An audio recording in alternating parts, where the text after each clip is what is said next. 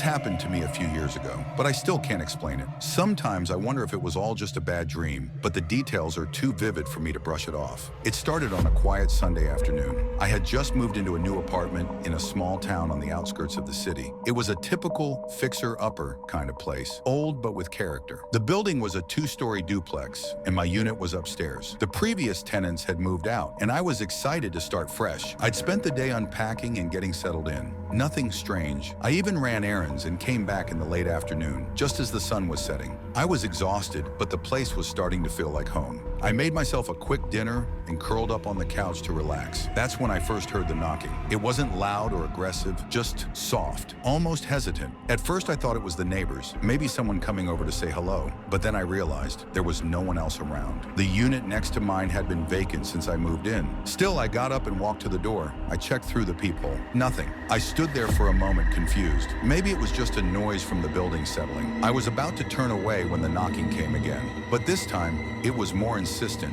3 sharp raps, one after the other. I hesitated. Should I open the door? I was new in town, but I didn't want to be rude. So I took a deep breath and opened it. There was no one there. I looked down the hall, but the staircase leading to the other units was dark and empty. It was quiet, too quiet. Just as I was about to close the door, something caught my eye. A small piece of paper was lying at the foot of the door. It was folded, almost as if someone had slipped it under the door without me hearing it. I picked it up. The handwriting was strange, messy, hurried, almost like someone had written it in a rush. It read, "Don't open the door at night." I stood there for a long moment, staring at the note. My mind was racing. Who could have left this? I thought it was a prank at first, but it was just too specific. The words felt like a warning. I wasn't sure if I should be scared or just annoyed, but I decided to forget about it. I threw the note away, locked the door, and went to bed. That night I didn't sleep much. I kept hearing odd noises, creaks in the floorboards, a soft tapping against the walls. It didn't feel like the house settling. It felt like something was moving around, just out of my sight, but every time I looked, there was nothing. Around 2 a.m., I woke up to the sound of footsteps. They were slow and deliberate, just outside my bedroom door. I held my breath, straining to listen. It was like someone was pacing in the hallway, but I hadn't heard anyone come up the stairs. I told myself it was probably just the house again. Maybe it was settling, or maybe I was just imagining it. The footsteps stopped. I waited for a few minutes, but they didn't start again. I was too scared to get out of bed, but I also couldn't go back to sleep. Then, just as I was starting to drift off, there was a knock at the door. 3 sharp raps, exactly like before. I was paralyzed. My heart was racing. There was no way it could be anyone. No one should be there. My apartment had been empty, and I had already checked earlier, but someone was knocking, and it was the exact same sound, that exact pattern. I didn't move. I just lay there listening. The knocking stopped after a few minutes. It was dead silent. My mind was spinning. Was it a prank? A dream? I didn't know. The next day, I went out to the store to clear my head. I didn't want to be there anymore. I needed a break from whatever was going on. When I came back, I noticed something strange. There was a small, unmarked envelope sitting on the doorstep. I picked it up, my hands shaking. Inside the envelope was another note, this time written in the same hurried handwriting. "You opened the door. You shouldn't have." I felt a chill run through me. I didn't open the door that night. I swear to you I didn't. But I must have been mistaken, right? Maybe the knocks were just my imagination. Maybe I hadn't actually heard them. I turned to go back inside, but then I saw something that froze me in place. On the other side of the apartment's window, on the second floor, a figure was standing just out of view, barely visible in the reflection. A tall, thin man with dark hair and a long coat. He was staring straight at me. I rushed inside, locked the door, and spent the rest of the night staring out the windows, too terrified to fall asleep. The figure never moved, never left. He just stood there watching. The next morning I left for good. I stayed with a friend for a while, and I never went back to that apartment. I'm convinced now that there was something or someone in that building. Something I wasn't supposed to see, something that knew I'd opened the door, something that wanted me to. I don't know who or what it was, but I still hear those knocks sometimes, even when I'm in different places. 3 raps, and then nothing. I'm just glad I got out in time, but I'll never forget what I saw that night. I'll never forget the night I moved into my new house. I was excited. Finally, a place of my own. No roommates, no parents, just me. It was an old Victorian house tucked away on the edge of town. It was a steal, honestly. Too good to be true, my friend said, but I didn't care. I was ready for a fresh start after a rough few months. The house had its quirks, sure, but it was full of character. The first night, everything seemed fine. I unpacked, explored a little, and set up in the bedroom. It had this huge antique mirror hanging on the wall, one of those full-length mirrors with an ornate wooden frame. It looked old, but not in a creepy way. In fact, I thought it gave the room a sense of charm, a bit of elegance.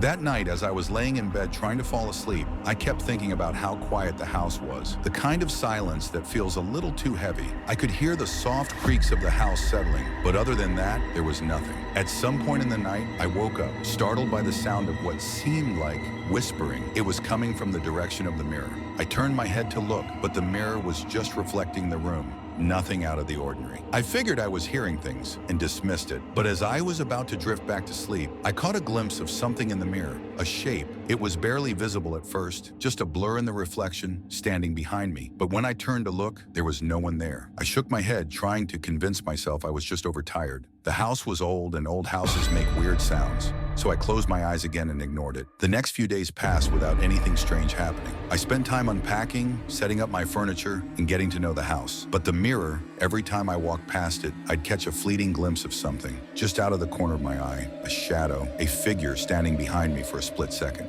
At first, I thought it was my imagination. But then one evening, I came home after a long day of work, exhausted. I walked past the mirror without thinking and froze. I could see her, a woman, standing in the reflection. She had long, dark hair, and her face was obscured, not by shadows or darkness, but like it was covered by something like a veil or a thick fog that made it impossible to make out any details. She was just standing there, perfectly still, staring at me. I thought my heart would stop. I spun around to look behind me, but there was nothing there. I turned back to the mirror, nothing. She was gone. It didn't make sense. I didn't know what to do. I was paralyzed, staring at the empty space where she had been. The silence was suffocating. The next few days, the feeling of being watched got worse. The house felt different, colder somehow. I would hear things, faint footsteps in the hallway when I was alone, the sound of doors creaking open in the dead of night. I began sleeping with a light on, but even then, I could feel her presence, like she was standing just outside the edge of my vision, watching me. One night, I had enough. I decided I was going to confront whatever was going on. I stood in front of the mirror, staring at it, determined to prove to myself that it was all in my head. But as I gazed into the reflection, something strange happened. The woman appeared again, but this time she was closer, so close that I could make out the faintest detail of her face, her eyes. But they weren't just eyes, they were my eyes. I stumbled back in shock, tripping over my own feet and hitting the floor. The woman in the mirror mimicked my every movement, perfectly mirroring my fear. I looked around the room, trying to understand what was happening. I was alone. I had to be. But the woman in the mirror, she was me. Same hair, same clothes, same expression. Only her face was cold, blank, and empty, like she was a reflection without any soul behind it. I felt like I was suffocating, like the air was being sucked out of the room. And then, before I could react, I heard a voice, soft, almost a whisper, but unmistakable. "You're not supposed to be here." It was a woman's voice, but it wasn't mine. It sounded like it was coming from the mirror, like the words were trapped inside it, clawing their way out. I couldn't take it anymore. I ran out of the room, slammed the door shut, and locked it. I spent the rest of the night pacing, trying to calm down, but I couldn't. Something was wrong. I couldn't escape the feeling that I wasn't alone in that house. I knew I had to leave. The next morning, I did something I hadn't wanted to do. I called in a paranormal investigator. I didn't believe in ghosts, but at that point, I was desperate. I needed answers. He came over, set up his equipment, and started doing his thing. After a couple of hours of asking questions, walking around the house, and checking for any signs of spiritual activity, he came back to me with a strange expression on his face. "There's something in that mirror," he said, "but it's not a spirit. It's something else." He explained that the mirror wasn't a portal to the afterlife or haunted in the traditional sense. It was more like a trap, a reflection of a different version of me from another reality. A version that was me, but twisted. A version of me that had somehow been stuck in the mirror, waiting for someone else to take her place. I laughed nervously, thinking he was joking, but he wasn't. He explained that the mirror had been a part of the house for generations. It had been passed down through different families, and each time someone moved in, someone else moved out, leaving the mirror with a new reflection. A new person. He told me that if I didn't leave soon, I'd become that woman in the mirror, that I would be trapped there, stuck in a cycle, forever. I didn't believe him at first, but that night, as I lay in bed, I couldn't shake the feeling that she was still there, watching, waiting. And then I heard her voice again. "I'm waiting." It was so close I could almost feel her breath on my neck. When I turned to look, the woman in the mirror was standing right behind me, smiling. But her smile wasn't comforting. It was wrong. I moved out the next morning, but now, months later, I'm living in a different place, trying to forget about it, trying to convince myself it was just some kind of delusion. woman. But every time I look in a mirror, I see it, just for a split second, her reflection, my reflection, and I hear her whispering my name, waiting for me to come back. Maybe it's all in my head, or maybe it's not, but I know one thing for sure. The next time I see that woman, I won't be able to run anymore.